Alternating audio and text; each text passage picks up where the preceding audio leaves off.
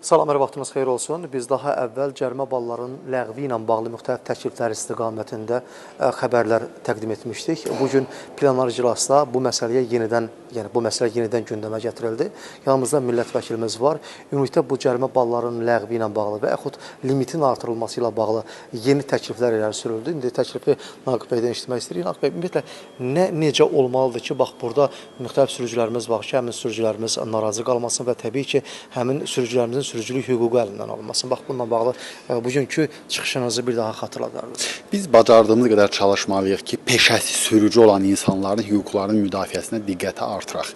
Adi sürücülərlə peşəsi sürücü olan insanlar arasında bir fərq olmalıdır və ya ümumilikdə, ümumi yanaşmada da ədalətli bir mexanizm ortaya qoyulmalıdır. Beynəlxalq təcrübəyə baxsaq görərək ki, ümumiyyətlə çox ölkədə bal sistemi tətbiq edilmir. Cərimələr var, onlar cərimələri ödəyirlər və çox qobud xətalar törədildikdə isə ümumiyyətlə sürücülük hüququ məhrum edilir. Biz də onun tərəfdarıyıq ki, çox ciddi qaydalar pozulduqda, çox ciddi problemlər olduqda sürücülük hüququ məhdudlaşdırılsın. Onsuz da bu belə də olmalıdır, sərxoşluğa görə və yaxud digər hadisələrə görə. Ancaq xətt ayaqlamağa görə və yaxud hər hansı bir xırda xətalara görə cərimə ilə yanaşı məhz bal sisteminin də tətbiq edilməsi nəticə etibarilə bu sürücülərə əlavə problem gətirib çıxarır. Qısa bir müddətdə onlar sürücülük hüququndan məhrum olunurlar və onların demək olar ki, dolanışığına birbaşa, ailə büdcəsinə birbaşa təsir edir. Eyni zamanda da bu limit çox həddindən artıq aşağıdır. 20 balı asanlıqla 3-4 ayın içində yığmaq olur. Və yer gəlmişəm bir şey demək istəyirəm ki, yəni elə insanlar var ki, tanıdığım adamlar, hətta 18-19 balı var artıq. Adamın işi sırf həmin sürücülükdən aşır. Bir baldan sonra sürücülük hüququ əlindən alacaq və o hardan necə dolanışıq əldə edəcəyini artıq bilmir. İndən fikirləşə qalır. Bəli, bu baxımdan da biz bu məsələni mən şəxsən özüm araşdırmışam və o baxımdan da çıxışımda mən detallı şəkildə görürsünüz ki, təkliflər etdim və mən tərəfdarıyam ki, təbii ki, bu sayda ekspertlər var, onlar da araşdıracaqlar. Mən tərəfdarıyam ki, ən azı 2 dəfə bal limiti artırılsın və ya bəzi xətalara görə bal tətbiq edilməsi yığışdırılsın, ləğv edilsin. Ən pis ehtimal isə, əgər bunu edə bilmirlərsə aidiyyatı qurumlar və bunun tərəfdarı deyirlərsə, ən pis ehtimal isə ilkin xəta zamanı bal tətbiq edilməsin.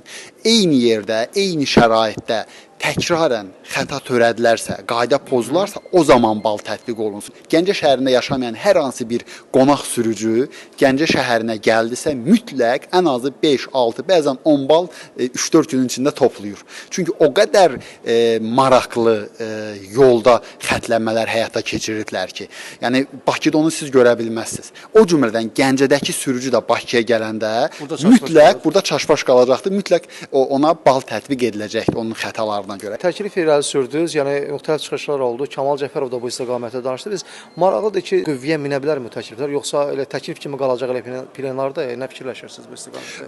Bilirsiniz ki, hər hansı bir qanun layihəsi yoxdur. Mən sadəcə bunu məhz seçicilərin və xüsusilə də sürücülərin müraciəti əsasında etdim və biz də ümid edirik ki, yaxın gələcəkdə bununla əlaqədar aidiyyatı qurum və aidiyyatı komitədə qanunlara dəyişikliklərlə bağlı təkliflər meydana gələcəkdir. Çünki bu zərurətdir artıq. Yəni bunu 1 nəfər, 5 nəfər, 10 nəfər yox, böyük əksəriyyət danışırsa və belə bir istək varsa, aidiyyatı qurumlar da bunu mütləq araşdırmalı və xüsusilə də əgər 10 il bundan öncəki vəziyyətlə indiki vəziyyət arasında ciddi fərq varsa və xətləmələrdə yeni qaydalar tətbiq edilibsə, şəhərin elə özündə gəzəndə görürük ki, tamamilə dəyişikliklər var. Azəyi standartlar əsasında tətbiq olunur. Xüsusilə də bu bal sistemi Sovetlərdən qalma bir ənənədir. Buna paralel olaraq məsələn dövlət nişanlarının ki, avtomobil nişanlarının birikdikdə artıq yenisi verilməməsi və ya falan bu cür məsələlərə də yenidən baxılmalıdır. Çünki qanunları təbii ki, bir tərəfdən qəbul edirik ki, vətəndaşların nizam-intizamlı olmasına, ümumiyyətlə yol hərəkətinin təşkilinə dəstək olaq. Digər tərəfdən isə biz vətəndaşların və sürücülərin ümumiyyətlə hərəkətlərini rahatlaşdırmaq üçün edirik. Onlar üçün həyatı asanlaşdırmaq üçün edirik. Çətinləşdirmək üçün yox. Yəni mən düşünürəm ki, biz bu baxımdan yanaşsaq, bu dəyişikliklər zəruridir. Ümidvarıq təklif kimi qalmayacaq və nəzərə alınacaq. Təşəkkür edirəm. Çox sağ olun.